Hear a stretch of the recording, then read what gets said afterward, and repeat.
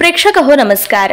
Marathi all update मध्ये आपल्या सगळ्यांचं मनपूर्वक स्वागत। ज्या घरात खाल्ल्या जातात या भाज्या त्या घरात धनाची कमतरता कधीच भासत नाही। मित्रांनो, आपल्या दैनंदिन जीवनामध्ये आपल्या अन्नाला देखील तेवढंच महत्त्व आहे। असं म्हणतात की जैसे खावे अन्न वैसे होवे मन, अर्थात आपल्या मनावरती सुद्धा हे अन्न तितकंच परिणाम करतं हे आपल्या सगळ्यांना सर्वश्रुत आहे। मात्र हे अन्न केवळ मनावर नव्हे तर आपल्या ग्रह दोषांवरती सुद्धा परिणाम करत असतं। आपल्या ग्रहमानावरती घडणाऱ्या भविष्यावरती या आपल्या अन्न सेवनाचा निश्चित रूपाने परिणाम होत असतो। त्यामुळे आजच्या भागामध्ये आपण अशा भाज्या बघणार आहोत की ज्या भाज्यांच्या सेवनाने आपल्यावरती इष्ट देवतेची, लक्ष्मी देवतेची कृपा बरसणार आहे आणि आपल्या घरामध्ये आपल्याला कधीही धनाची कमतरता भासणार नाही। कोणत्या ना कोणत्या गोष्टीने आपल्याला धनलाभ होत राहणार आहेत। ज्या समस्या आहेत त्यांचं निवारण आपल्या या उपायाने होणार आहे। तर कोणत्या ना कोणत्या कारणासाठी आपण केवळ भूक लागली म्हणून खात नव्हे तर स्वादिष्ट चव देणारी, स्वतःच्या जिभेला आवडणारी, स्वतःला आवडणारी, घरामध्ये सगळ्यात जास्त केली जाणारी अशी वेगवेगळ्या पद्धतीने वेगवेगळ्या प्रकारच्या भाज्या आपण दररोज खात असतो।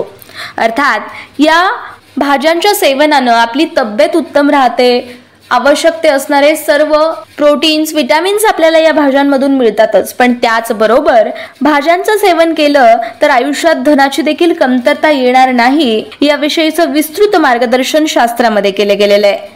आपण जर काही ठराविक शास्त्रोक्त पद्धतीने सुचवलेल्या भाज्यांचं सेवन केलं तर भगवान श्रीकृष्ण, श्रीहरी विष्णू आणि शंकराचा आशीर्वाद आपल्या आयुष्यावर, आपल्या जीवनावर कायम राहतो आणि या भाज्यांच्या सेवनाने आपलं आयुष्य बदलून जातं। जर आपण या भाज्यांचं सेवन केलं तर सर्वच अडचणी दूर होतात। भाज्यातील तत्वे केवळ रोगशक्ती किंवा आरोग्य सुधारवत नाहीत तर आपले ग्रहमान सुधारून धनलाभाचे योग घडवून आणतात। साधारणतः दैनंदिन जीवनात कांदे, बटाटे, वांगे, टोमॅटो अशा भाज्या सर्वच जण खातात। मात्र आजच्या भागात आम्ही तुम्हाला अशा काही भाज्या सांगणार आहोत ज्या शास्त्रात सुचवल्या आहेत। त्यातली पहिली भाजी म्हणजे रताळ्याची भाजी। विशेष म्हणजे या सुचवलेल्या भाज्या तुम्ही जर त्या ठराविक वाराच्या दिवशी खाल्ल्या तर उत्तम। तर रताळ्याची भाजी आपल्याला शुक्रवारच्या दिवशी खायची आहे। या रताळ्यामध्ये आयर्न जास्त असतं, त्यामुळे सर्व रोगांचं निवारण तर होतच, त्याचबरोबर सर्व ग्रहांची जी पीडा आपल्या कुंडलीमध्ये लागलेली असते ती देखील नष्ट होते। त्यानंतर दुसरी भाजी आहे भोपळ्याची भाजी। भोपळ्याची भाजी आपल्याला मंगळवारच्या दिवशी खायची आहे। पौष्टिकता, प्रोटीन या भाजीत जास्त असतात। सर्व रोग तर बरे होतातच, पण त्याचबरोबर धनाचं आगमन वेगानं होतं। जर व्यापारी असाल तर निश्चित रूपाने तुम्ही भोपळ्याच्या भाजीचं मंगळवारच्या दिवशी सेवन करा। तुम्हाला निश्चित रूपाने बदल तुमच्या व्यवसायामध्ये झालेले दिसून येतील।